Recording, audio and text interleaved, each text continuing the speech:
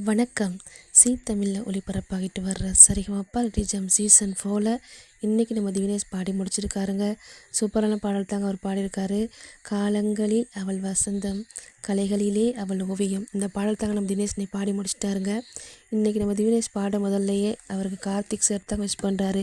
நீ எப்பட்றா இப்படி பாடுற, உனக்கு நிறைய ஃபேன்ஸ் இருக்காங்கடா, அந்த ஃபேன்ஸில் நானும் ஒருத்தர்னு சொல்லி புகழ்ந்திருப்பாருங்க.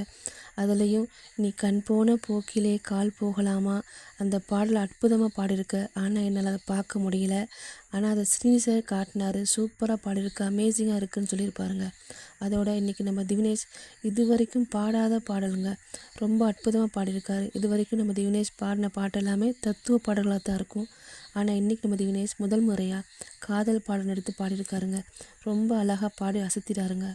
அழகாக பாடியிருக்காரு, சூப்பராக பாடியிருக்காரு, சந்தோஷமாக இருக்குங்க. அதே மாதிரி திவினேஷ் பாடியிருக்கும் போதே ஜட்ஜஸ்க்கெல்லாம் இருக்க முடியல. அவங்க ரியாக்ஷன்லாம் வேறு மாதிரி இருந்துச்சுங்க. அப்படி ரியாக்ஷனை கொடுத்துருக்காங்க. திவினேஷ் பாடி முடித்ததுமே எல்லோரும் எந்திரிச்சு நின்று கைத்தட்டி எல்லோரும் சூப்பராக இது பண்ணாங்க.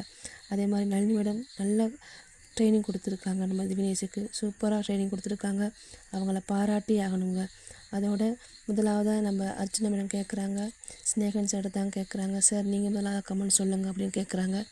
அதுக்கு ஸ்னேகன் சொல்கிறாரு, தம்பி நீ சூப்பராக பாடுற, உனக்கு நிறைய ஃபேன்ஸ் இருக்காங்கடா, அதில் நானும் ஒருத்தன்னு சொல்லியிருப்பாருங்க. நீ அங்கேருந்து கருத்து சொல்கிறத விட உனக்கு பக்கத்தில் வந்து சொல்கிறது தான் ரொம்ப சரியாக இருக்கும் அப்படின்னு சொல்லி பக்கத்தில் வந்து பேசுவாருங்க. அவர் சொல்லுவார், நான் டிவியில் பார்க்கும்போது சின்ன பையனாக இருப்பான், கிட்ட வந்து பார்க்கும்போது இன்னும் சின்ன பையனாக இருக்கான்னு சொல்லியிருப்பாருங்க. இவ்வளோ அழகாக சூப்பராக பாடுற இந்த தலைமுறையில், இப்படி ஒரு ஜென்ரேஷனில் நவீன இசையில் பழைய பாடல் அலைந்து கொண்டு போகும்போது, சரியான புதிய பாடலுக்காக இயங்கிட்டு இருக்கும்போது நீ பழைய பாடலுக்காக ஒரு புத்துணர்ச்சி கொடுக்குறது எவ்வளவு பெரிய விஷயம்னு பாராட்டியிருப்பாருங்க. அதே மாதிரி திவினேஷ் இருக்கும் வரைக்கும் பழைய பாடலுக்கு அழிவே கிடையாதுன்னு சொல்லியிருப்பாருங்க. வரமாய் வந்த கலைஞன்னு ஒரு பட்டத்தையும் கொடுத்துருப்பாருங்க நம்ம திவினேஷ்க்கு நம்ம ஸ்னேகன் சார். அதுக்கப்புறம் நம்ம சரண் சார்கிட்ட கேட்கும்போது அவர் இந்த மாதிரி எப்பட்றா நீ பாடுற, சூப்பராக பாடுறான்னு சொல்லி பாராட்டியிருப்பாருங்க. நீ பல்லாண்டு காலம் வாழுக அப்படின்னு சொல்லி கமெண்ட்ஸ் பண்ணியிருப்பாருங்க. அதோடு நம்ம ஸ்ரீனி சார்கிட்ட கேட்பாருங்க, சார் நீங்கள் உங்கள் கமெண்ட்ஸை சொல்லுங்கள் அப்படின்ட்டு. அவர் சொல்லுவார், எங்கேருந்துடா நீ வந்து இப்படி பாடுற, எவ்வளோ சூப்பராக பாடுற, நீங்கள் பழைய உலகத்துக்கே கூட்டிகிட்டு போகிறடான்னு சொல்லியிருப்பாருங்க.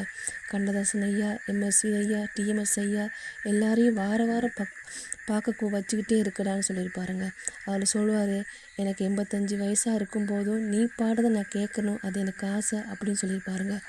அதே மாதிரி நம்ம சைந்தவி மேடம் கேட்கும்போது அவங்க சொல்கிறாங்க, சூப்பராக பாடுறீங்க, நீ ரொம்ப அழகாக பாடுற, அற்புதமாக பாடுற, எதிர்பார்க்கவே இல்லைடா, இவ்வளோ அழகாக இருந்துச்சு சொல்கிறாங்க. அதே மாதிரி ஸ்வேதாவும் சொல்லியிருப்பாங்க, நீ சூப்பராக பாடின, நீ பாடுறத நிமி மேடம் ரொம்ப எக்ஸைட்டாக கேட்டுக்கிட்டு இருப்பாங்கன்னு சொல்லியிருப்பாங்க.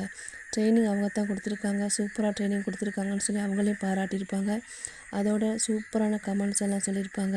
இன்றைக்கி நம்ம திவினேஷுக்கு கோல்டன் ஷவர் தான் கிடச்சிச்சு. இவ்வளோ புகழ்ந்து இவ்வளோ பாராட்டுன்னு நம்ம ஜட்ஜஸ் கோல்டன் ஷவர் தான் கொடுத்துருக்காங்க.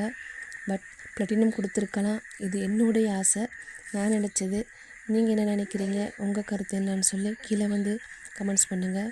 இந்த வீடியோ பிடிச்சிருந்தா லைக் பண்ணுங்கள், கமெண்ட்ஸ் பண்ணுங்கள், சப்ஸ்கிரைப் பண்ணுங்கள். நன்றி சொந்தங்களே.